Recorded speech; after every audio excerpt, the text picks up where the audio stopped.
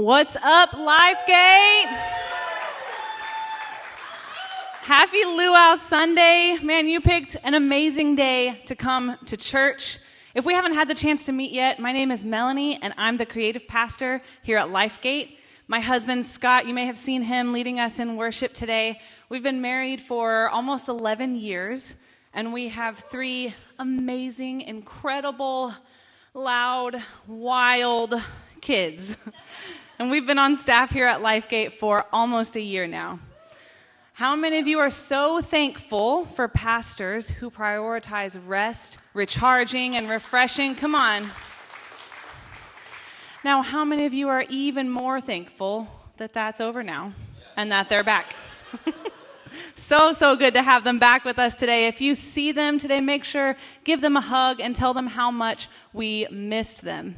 Now, we've been in this series called God Is, where we've been focusing on the attributes of God, learning more about who he is. Why? Because the more that we know God, the more that we can trust him. And in fact, that's our word for this year, trust. Our key verse for this series comes from Psalm chapter 9, verses 9 and 10. Let's read these together. The Lord is a refuge for the oppressed, a stronghold in times of trouble.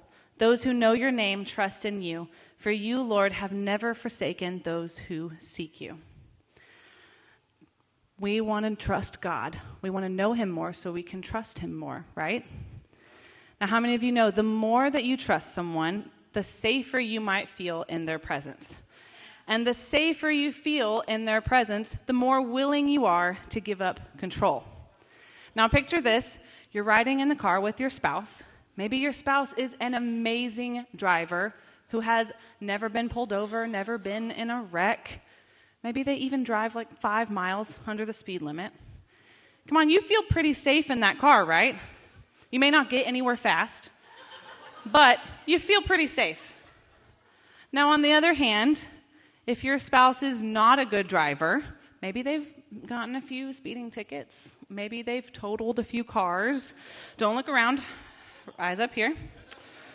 You might feel a little less safe in that car, right? You might feel the need to remind them just how fast they're actually going, or that there's a stop sign coming up. Or maybe you want to remind them that the car in front of them is slowing down to turn, and they obviously need you to remind them, because if they knew, they would have already started slowing down. Now, why do we do this? Because the more that we trust someone, the more willing we are to give up control.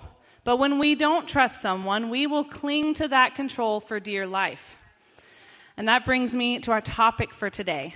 God is sovereign. Everyone say sovereign.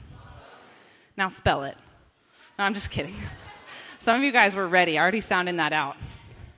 Now, the word sovereign sounds like a big theological word, but really, it just means that God is in control of all things.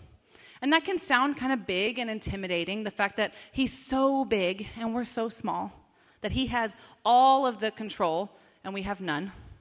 But the truth is that God can be trusted to be in control even when we can't. So the sovereignty of God isn't scary at all.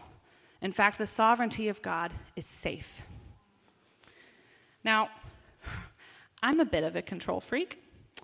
I have a lot of ideas about how I think things should go. I love rules, as long as I agree with them. I love a good plan, as long as it's my plan. The problem is I have 3 kids who also have a lot of ideas about how they think things should go. Their idea of their summer vacation is a lot of swimming, a lot of fun, sleeping until 11 every day.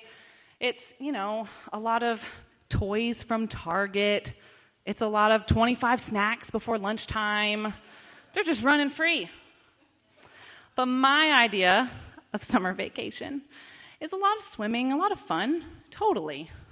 But it's also, some chores, a vegetable or 2, and some reasonable bedtimes. Come on, all the parents in the room say amen. Amen. Most of the time, their plans aren't the same as mine. And isn't that true in our relationship with God? And that's my first point for today. God has a plan. We see this all throughout Scripture. In Jeremiah 29:11, For I know the plans I have for you, declares the Lord. Plans to prosper you, not to harm you. Plans to give you a hope and a future. And then in Psalm chapter 33, verse 11, it says, the counsel of the Lord stands forever, the plans of his heart to all generations. God's a planner. And that's pretty comforting, right? Until his plans aren't the same as ours. Anyone in here have their own idea about how their life was going to be going by this point? Maybe you've said, by the time I'm 30, I'm going to be married. I'm going to have 2 beautiful kids, a boy and a girl. I'm going to have the perfect job, the perfect house with the white picket fence. Reality isn't much like that, right? Now, maybe you're like me, and you saved for years and planned for years for that perfect Disney vacation with the family. Maybe you pulled out all the stops and you paid for the lightning lane so that we wouldn't have to wait in line. And we booked the character breakfast so that the kids could meet Mickey and Minnie Mouse, and we'd meet the whole gang and they'd have such a great time. We'd even get that iconic family photo in front of the castle, all smiles it was going to be. And then when we got home, I just knew that my kids were going to just thank me so much for all of the work that I put in for planning. They were going to say, thank you, Mommy, for all the memories that you made for me. Y'all, we can't even say that with a straight face. But the truth was, when we got to Disney World, there was lots of complaining about how hot it was. There was still tantrums and bickering, and maybe even the bickering turned into wrestling down Main Street in Magic Kingdom. I don't know. And that iconic family photo in front of the castle with all the big smiles? Nope, pouty duck lips.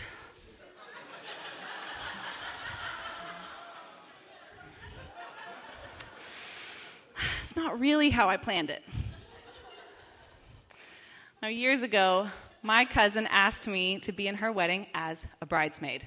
How many of you know being in a wedding as a bridesmaid, the plan is pretty straightforward, right? You walk down the aisle, you stand next to them during the ceremony, and you walk back. That's pretty simple. Until you throw in 5-inch heels that are pencil thin, and the fact that one of the bridesmaids was really, really clumsy. It was me. So we get there, and I walk down the aisle, make it to the front. We're standing there during the ceremony, and y'all, I have never prayed so hard in my life. God, make this man talk faster. I'm dying up here.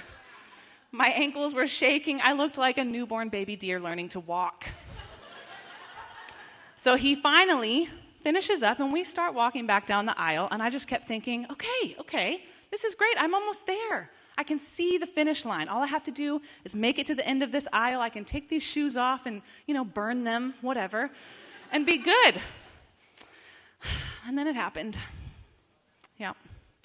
My newborn baby deer legs gave out, and I found myself face down on the ground in the middle of the aisle. Sometimes things don't go according to our plans. And if there's anyone that knows a thing or two about this, it's Jonah. How many of you have ever heard the story of Jonah? Now, the story starts with God asking him to go to Nineveh. In Jonah chapter 1, verses 1 and 2, it says, "Now the word of the Lord came to Jonah, the son of Amittai, saying, 'Arise, go to Nineveh, that great city, and call out against it, for their evil has come up before me.'" That's a pretty clear plan, right? Go to Nineveh. Do not pass go. Do not collect $200. Go to Nineveh.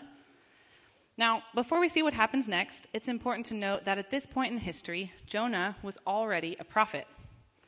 In 2 Kings 14:25, it says, "He restored the border of Israel from Lebo-Hamath as far as the Sea of Arabah, according to the word of the Lord, the God of Israel, which he spoke by his servant Jonah, the son of Amittai, the prophet, who was from Gath-hepher." This was not the first time that God wanted to use Jonah. So what happened this time? Because the first time, Jonah obeyed God, and he brought the word of the Lord to Israel, and everything was peachy. So what changed when God asked him to go to Nineveh? Jonah 1, verse 3 says, "But Jonah rose to flee to Tarshish from the presence of the Lord. He went down to Joppa and found a ship going to Tarshish. So he paid the fare and went down to it to go with them to Tarshish, away from the presence of the Lord." Ooh. Why did Jonah obey God the first time, but not this time? Maybe the first time he obeyed because he understood the plan. Maybe he even agreed with what God was trying to do. But this time, when it came to Nineveh, he didn't want God to save them. It even says later on in chapter 4 that after God has saved Nineveh, it displeased Jonah exceedingly, and he was angry. Jonah wasn't a fan of God's plan. Now, for me, it's a little hard to read these verses and not judge Jonah a little bit. Like, God asked you to do something. What are you doing, my guy? Like, what do you have against Nineveh? Did a Ninevite cut you off in traffic or something? Why will you not obey God? But if we're honest today, maybe we can all relate to Jonah. Come on, we've all said yes to God's plan when it was convenient for us or when it made sense or, when it aligned with our own plan. God, I'll do whatever you ask according to your plan. Take that promotion. I guess if I have to, I'll do it. Reach out to that estranged family member and invite them to church. That sounds a little awkward, but I'm friends with them on Facebook, so how about I just press the share button, and they'll see it. They'll come to church. I did it. But how about this one? Invite my rival coworker who I've been fighting with for a year, who continuously throws me under the bus with my boss. Invite that coworker to come to church and sit with me. That's probably not God. Sometimes our plans do align with God's plans, but sometimes they don't. I got saved when I was 17 years old. A friend invited me to church, and I had a radical encounter with God that just changed my life forever. I fell in love with God, and I fell in love with his church. See, I didn't grow up in a church family, so I had never seen that kind of love, that kind of community, that kind of support. I was hooked. So every time the doors of the church were open, I was there. Early prayer morning, Sunday night services, Wednesday night services, Friday. There was a lot of services. I was there. I served anywhere there was a need.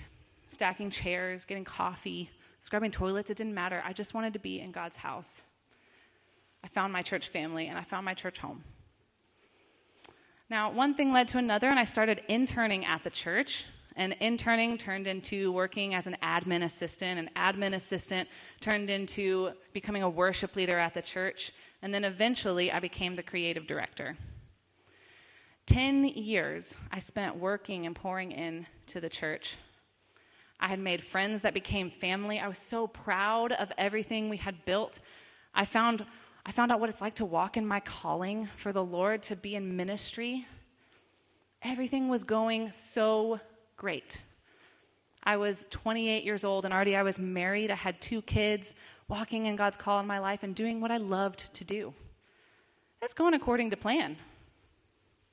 Until God told me it was time to leave. Oh, come on, God. Why? I've been here for so long. Haven't you seen how hard I've worked?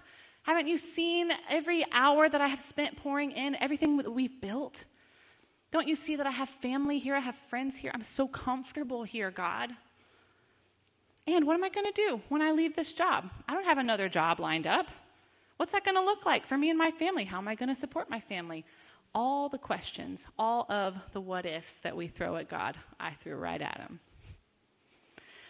So what do we do when our plans don't align with his plans? We can run, we can just ignore him, or we can realign our will to match his. Jesus did this in the Garden of Gethsemane when he was about to be crucified. He prayed in Matthew 26, verse 42, "Father, if it be possible, let this cup pass from me." But then notice the realignment. "Nevertheless, not as I will, but as you will." That word, nevertheless, is everything in that sentence. See, Jesus was saying, God, I don't want to do this, but nevertheless, if you will it, then I'll do it. Are your plans aligned with God's plans today? Do you need to have a nevertheless moment with him? God has a plan. But his sovereignty is about more than just plans. It's about purpose. And that's my next point for today. God has a purpose. Why did God want Jonah to go and preach in Nineveh? Just to make him mad? To have an excuse to get him swallowed by a great fish? Maybe. No. The purpose of the mission was bigger than Jonah. God wanted to bring revival to Nineveh, and he wanted to use Jonah to accomplish his purpose. See, God didn't just want to save Jonah. He wanted to save a whole city. Because God's purpose includes you, absolutely. But it goes beyond that. It's meant to reach through you. And this is the big picture, the why behind God's design. To accomplish his plans and his purpose, and to use us to do it. Now, we tend to forget this part. We start looking at our own situations through a microscope. When we say, God has a plan, what we mean is, God has a plan for my life, my future, my family, my promotion, my breakthrough, my. And before we know it, we're looking at God like he's our own personal fairy godmother. And we forget that our lives exist in the context of a bigger plan. Now, when God asked me to leave my job, I couldn't see past my own fear. I couldn't see past my mountain of what ifs. I couldn't see what the picture on the other side looked like. And so I refused to move. But the truth was that I had gotten so used to where I was that I had stopped growing. The truth was that I had been struggling with shame, with my own identity. That Scott and I had been struggling in our marriage for a long time. And the environment we were in told us that if you're struggling, you keep it quiet. Don't tell anybody, don't ask for help. And so we didn't for a long time, and we struggled. See, the truth was, it was not just about me and my comfort. My family was on the line. And I didn't see that, but God did. See, his plan was simple. Leave your job, leave your church. But his purpose went beyond that. His purpose was for me to leave an environment that wasn't good for me anymore. His purpose was to restore me, redeem my marriage, redeem my family, and plant us in an environment where we could do more than just survive, where we could grow, where we could thrive, where we could be surrounded by family. The Bible says in Proverbs 19:21, many are the plans in a person's heart, but it's the Lord's purpose that prevails. See, it's not just enough to trust his plan. We have to trust his purpose even when we don't understand the plan, especially when we don't understand the plan. Romans 8:28 says, God causes everything to work together for the good of those who love God and are called according to his purpose for them. See, even when we don't agree, even when we don't understand, even when we hesitate, God has good plans, and his purpose will always outlive that hesitation. He's a big God. He's the sovereign king of all the world. And yet, my next point today, God is personal.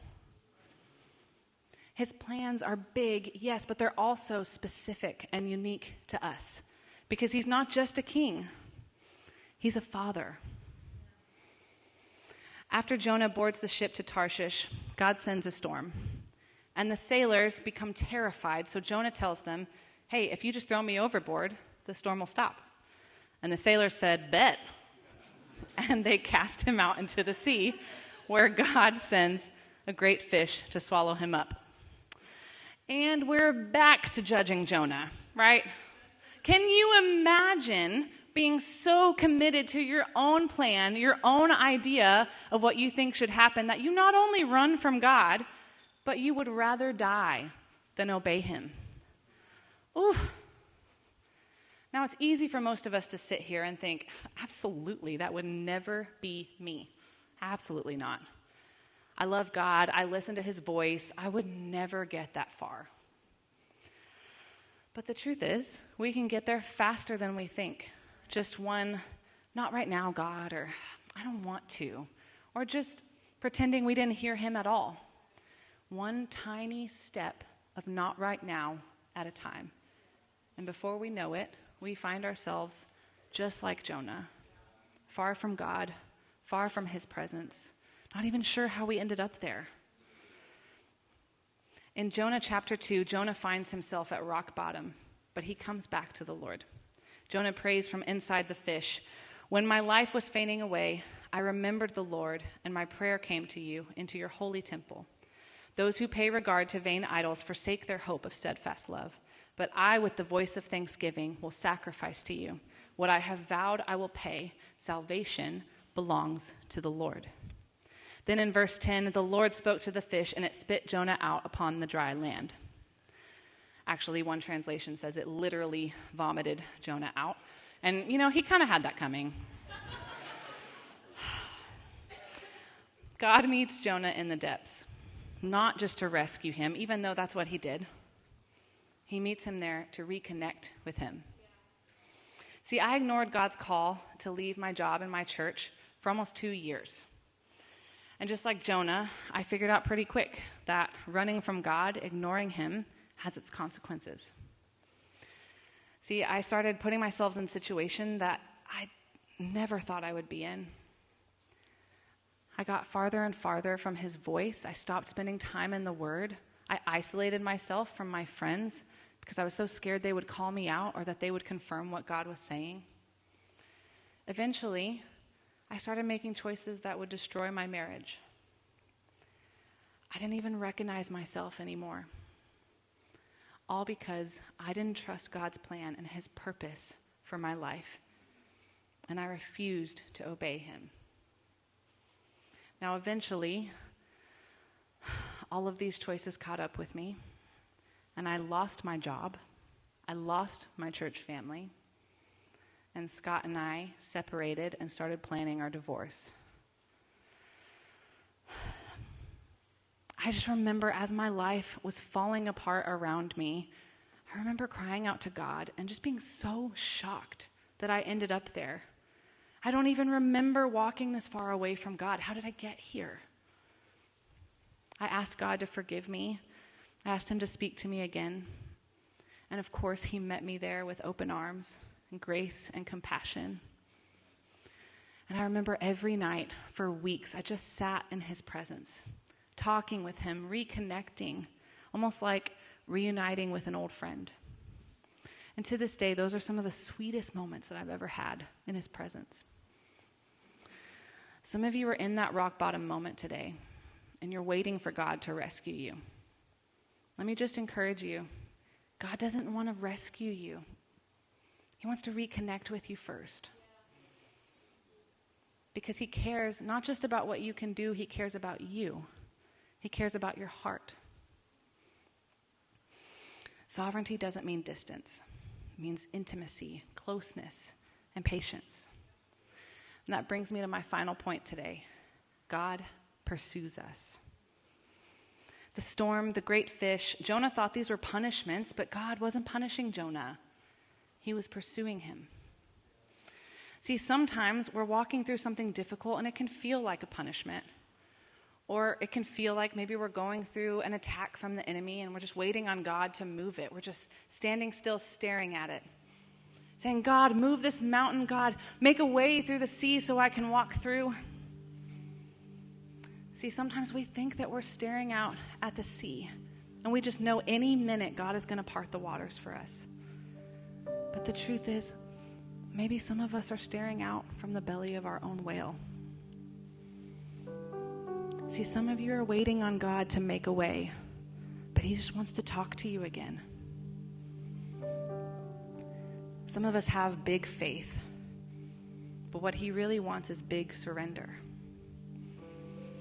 Because faith without surrender is really just faith that God will do what we want him to do. See, we want to keep all of the control, and we still want him to deliver the outcome that we want to happen. But that's not faith. Some of us are waiting on God for a miracle, but he's waiting on our yes.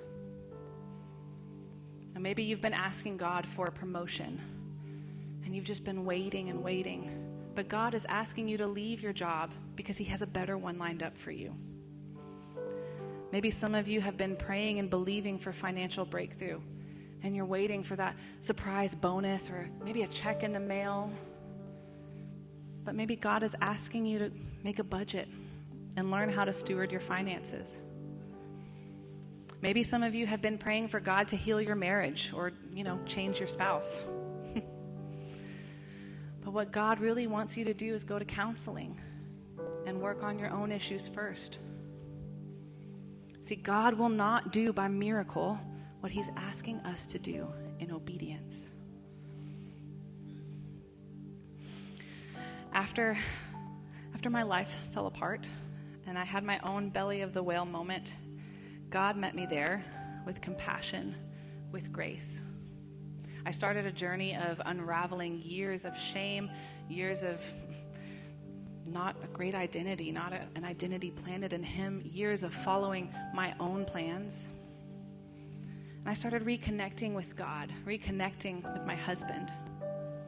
And about 7 months after everything fell apart, after 7 months of going to counseling and fighting for our marriage, of rebuilding my faith one yes at a time, we found out that we were pregnant. See, if God had left me in my own plan, I might still be in that toxic environment, in a hopeless marriage, maybe even divorced. My family of 4 falling apart.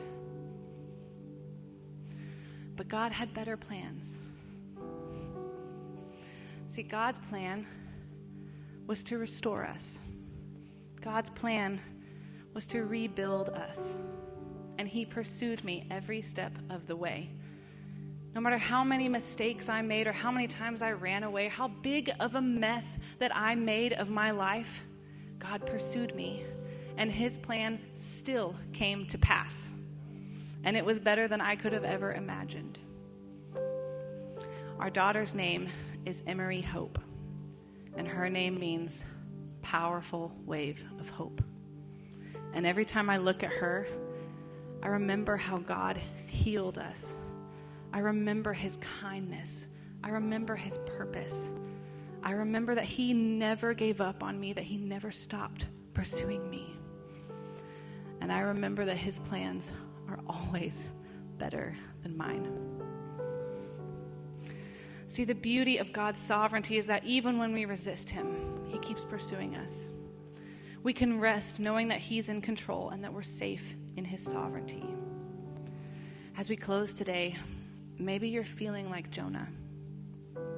Maybe you've been running or hiding or just unsure of where you fit in the story. But the truth is that God sees you and he's not done with you yet. See, no matter how far Jonah ran, God refused to give up on him. He refused to give up on me. And he won't give up on you. God is pursuing you, not to punish you, but to invite you into the life that you were created for. And you're not here by accident. You're here because God has a plan, a purpose for you. And a love so deep that he sent Jesus to make a way for you to come home. Thank you for joining us online today. Make sure and hit subscribe to this channel and hit the bell for more notifications. We can't wait to engage with you this week.